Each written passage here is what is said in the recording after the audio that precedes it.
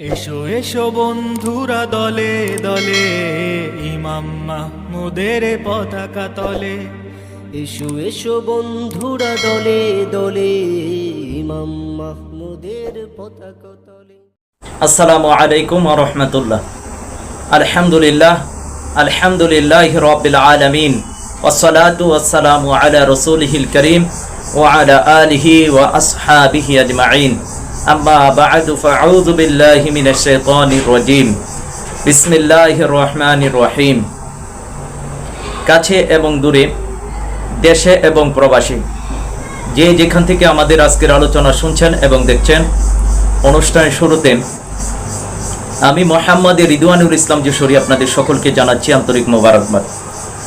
সম্মানিত দর্শক ও শ্রোতা, আমাদের আজকের আলোচনার বিষয়বস্তু হচ্ছে গাজায় ইসরায়েলের বর্বরতা, কাঁদছে মুসলিম বিশ্ব।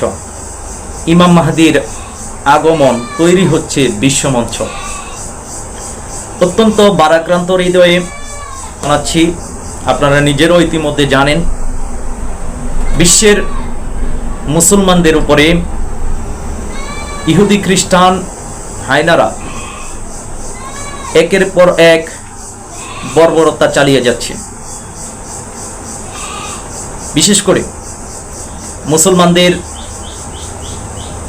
অত্যন্ত পবিত্র জায়গা ফিলিস্তিন, যে ফিলিস্তিনে শত শত হাজার হাজার লক্ষ লক্ষ নবী রাসূলগণের স্মৃতি বিজড়িত, সেই ফিলিস্তিনের প্রাণকেন্দ্র গাজাতে বর্বর ইহুদি জাতিরা, অভিশপ্ত ইহুদি জাতি মুসলিম মা বোনদের উপর যে নির্যাতন চালাচ্ছে,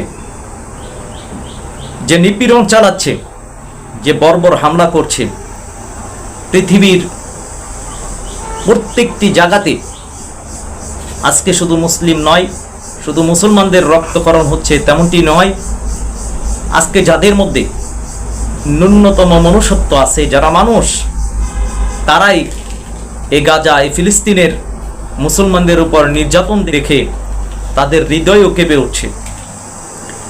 আজকে বিশ্ব অবাক হয়ে দেখছে যে গাজার মুসলমানদের সাথে, বাচ্চাদের সাথে, নিরপরাধ নিষ্পাপ বাচ্চাটির সাথে, আমাদের মা বোনদের সাথে হায়নাদের মতন এই হায়নারা কি ব্যবহার করছে। শত শত হাজার হাজার বছরের ইতিহাসকে তারা পিছনে ফেলেছে এই গাজার মুসলমানদের উপর নির্যাতনের মাধ্যমে। মনুষ্যত্ববিহীন এই জাতি, যাদের মধ্যে ন্যূনতম বিবেক নেই, যারা মধ্যে ন্যূনতম মনুষ্যত্ব নেই, তারা কিভাবে মুসলমানদেরকে এভাবে নির্যাতন করতে পারে। একটি দৃশ্য দেখলাম, বোমার আঘাতে মানুষের দেহ আকাশে উড়ে যাচ্ছে, নাউযুবিল্লাহ। কত কষ্টকর এই দৃশ্য, কত বিশ্বের মুসলমানদের হৃদয়ে আজকে রক্তকরণ হচ্ছে, কাঁদছে পুরো মুসলিম বিশ্ব, টকবক করছে যুবকদের শরীরের রক্ত, প্রতিশোধের আগুনে ধাউ ধাউ করে জ্বলছেন মুজাহিদরা। কিন্তু এই সমস্ত নামধারী গাদ্দার, মুনাফিক, মুরতাদ শাসকদের কারণে, মানবতার জন্য অভিশপ্ত এই বর্ডারের কারণে আজকে মুসলিম বিশ্ব গাজার মুসলমানদের পক্ষে অবলম্বন করতে পারছে না। যদি আল্লাহ সুবহানাহু ওয়া তাআলা পবিত্র কুরআনুল কারীমের মধ্যে বলেছেন, আউযু বিল্লাহি মিনাশ শাইতানির রাজীম, ওমা লাকুম লা তুকাতিলুনা ফি সাবিলিল্লাহি ওয়াল মুস্তাদআফিনা মিনার রিজালি ওয়ান নিসাই ওয়াল ওয়িলদানিল্লাযীনা ইয়াকুলুনা রাব্বানা আখরিজনা মিন হাযিহিল ক্বরিয়াতিজ যালিমি আহলুহা ওয়াজআল লানা মিন লাদুনকা ওয়ালিয়্যা ওয়াজআল লানা মিন লাদুনকা নাসীরা। আল্লাহ সুবহানাহু ওয়া তাআলা বলছেন, আর কি হলো তোমরা কেন সেই সমস্ত নির্যাতিত পুরুষ, মহিলা এবং বাচ্চাদের পক্ষে লড়াই করছো না, যারা বলছে, হে আমাদের রব, আমাদেরকে এই জালেমদের অধিবাসী থেকে বের করে অন্যত্র নিয়ে যান, অথবা আপনার পক্ষ থেকে নাসির পাঠান, আপনার পক্ষ থেকে সাহায্যকারী বান্দা পাঠান। আজকে আল্লাহ সুবহানাহু ওয়া তাআলা এই কুরআনুল কারীমের যে আয়াত আমাদেরকে বলেছেন, বিশ্বের মুসলিমদেরকে বলেছেন, সেই আয়াতের প্রধান বাধা হচ্ছে এই নামদারি মুরতাদ মুনাফিক শাসকরা। এদের কারণে আজকে মুজাহিদরা গাজার ফিলিস্তিনের মুসলমানদের পাশে দাঁড়াতে পারছে না। এজন্য আজকে বিশ্ব কাঁদছে, আজকে তৈরি হচ্ছে বিশ্বমঞ্চ ইমাম মাহদির আগমনের জন্য। আজকে মুজাহিদরা তৈরি হচ্ছে, তাদের অস্ত্রের মধ্যে শেষবারের মতন সানাই দিয়ে নিচ্ছে, তরবারিটাকে শেষবারের মতন ধার করে নিচ্ছে এবং ইমাম মাহদির আগমনের বার্তা তারা গুনছে। যদিও ইমাম মাহদির সহযোগী হিসেবে ইমাম মাহমুদ, ইমাম মানসুর সোহাইব ইবনে সালেক আল্লাহ সুবহানাহু ওয়া তাআলা পৃথিবীতে পাঠিয়েছেন, তাদের আগমনী বার্তাই হচ্ছে ইমাম মাহদির আগমনের বার্তা। তাদের মাধ্যমেই পৃথিবীতে ইসলামী ইমারা প্রতিষ্ঠিত হবে। আজকে যারা মুসলমানদের উপর নির্যাতন করছেন, এটি তো হাদিসের মধ্যেই রয়েছেন, কোরআনুল কারীমের মধ্যেও বর্ণনা এসেছেন। আজকে কেন এই নির্যাতন, আজকে কেন মুসলমানদের নিপীড়ন, আল্লাহর কোরআনুল কারীমের মধ্যে সেটির বর্ণনা এসেছে।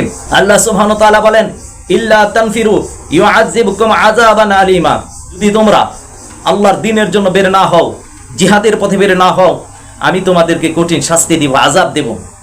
আজকের মুসলমানরা নির্যাতিত হচ্ছে আল্লাহর দেওয়া বিধান ছেড়ে দিয়ে, মানব রচিত তন্ত্র মন্ত্র বিধান দিয়ে আমরা রাষ্ট্র বিশ্ব পরিচালনা করছি। আমরা আজকে ইহুদি খ্রিস্টান নাসারাদের গোলাম হয়ে গেছি, মুরতাদ শাসকদের গোলাম হয়ে গেছি, যার কারণে আল্লাহ সুবহানাহু ওয়া তাআলা আমাদেরকে শাস্তি দিচ্ছেন। নাজাত বা মুক্তি কোথায়? আল্লাহ সুবহানাহু ওয়া তাআলা বলেন, আবার মুসলমানদের নাজাত, মুসলমানদের মুক্তি, পরিত্রাণের পথ একমাত্র জিহাদ ফি সাবিলিল্লাহ, কিতাল ফি সাবিলিল্লাহ, দ্বীন কায়েমের সঠিক পথের মধ্যেই রয়েছে মুসলমানদের নাজাত বা মুক্তি।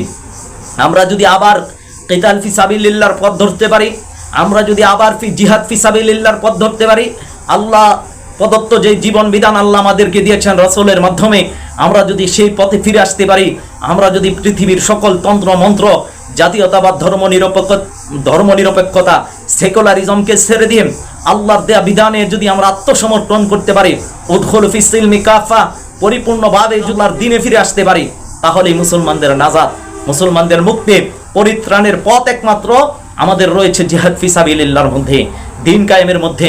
এই কারণে বলবো, কোনো তন্ত্র মন্ত্রের মধ্যে কোনো নাজাত বা মুক্তি নেই যতদিন পর্যন্ত এই মুসলমানরা এই তন্ত্র মন্ত্র ছেড়ে দিয়ে একমাত্র খালেস আল্লাহর জন্য, আল্লাহর জমিন, আল্লাহর দ্বীন কায়েম করার জন্য কাজ না করবে, ততদিন পর্যন্ত তাদের নাজাত বা মুক্তি আসবে না।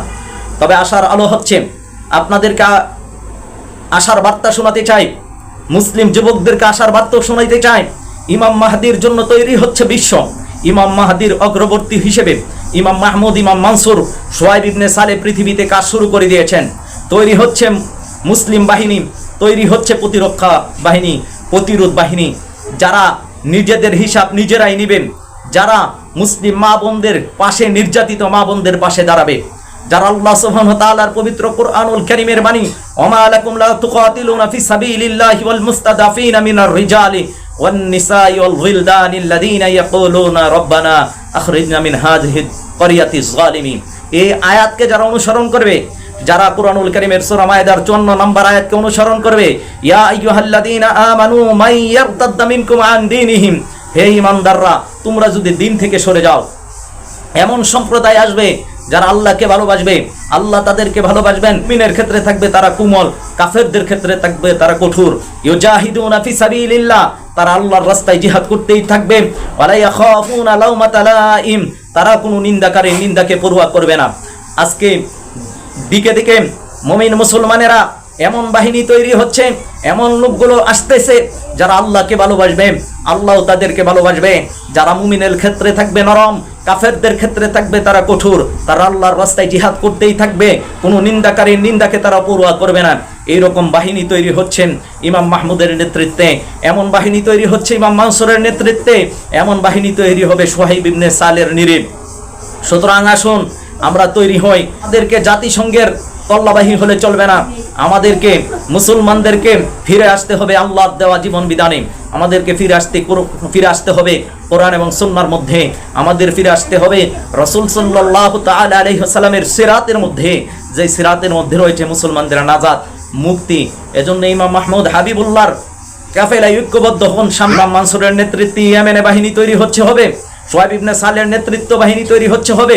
সামনের দিনগুলোতে মুসলমানদের জন্য যেমন পরীক্ষা রয়েছে, মুসলমানদের জন্য আল্লাহর সাহায্য রয়েছে। ওয়া উখরা তুহিব্বুনাহা নাসরুম মিনাল্লাহি ওয়া ফাতহুন করিব, আরেকটি রয়েছে আল্লাহর পক্ষ থেকে সাহায্য এবং আসন্ন বিজয়।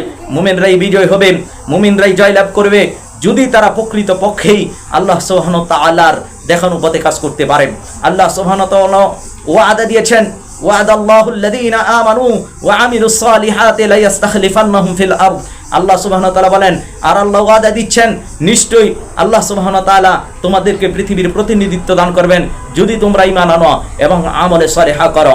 আসুন আমরা আল্লাহ সুবহানাহু ওয়া তাআলার পবিত্র কুরআনুল কারীমের এই আয়াতগুলোকে সামনে নিয়ে মুসলিম যুবকেরা আগত সামনের দিনগুলোর জন্য প্রস্তুতি নেই। ইমাম মাহদির কাফেরাই ইমাম মাহদির বাহিনীতে অংশগ্রহণ করার জন্য আমরা ইমাম মাহমুদ, ইমাম মানসুর, সোহাইব ইবনে সালেহ ওনাদের বাহিনীতে যোগদান করার মাধ্যমে ইমাম মাহদির কাফেলাকে শক্তিশালী করি। আসুন আমরা সমস্ত তন্ত্র মন্ত্র ছেড়ে দিয়ে আল্লাহ সুবহানাহু ওয়া তাআলার দেওয়া জীবন বিধানের মধ্যে আত্মসমর্পণ করি, তাহলেই মুসলমানদের নাজাত, মুক্তি, পরিত্রাণ আসবে। পরিশেষে বলবো, আল্লাহ সুবহানাহু ওয়া তাআলা আমাদের সকলকে আল্লাহ প্রদত্ত আমিরদের আনুগত্যের মাধ্যমে আল্লাহ সুবহানাহু ওয়া তাআলার পূর্ণ আনুগত্য করার তৌফিক দান করুন। আমিন ইয়া রাব্বাল আলামিন। আসসালামু আলাইকুম ওয়া রাহমাতুল্লাহ। ওহে মুসলিম, তুমি দেখছো না কেন বিশ্বের পরিণাম?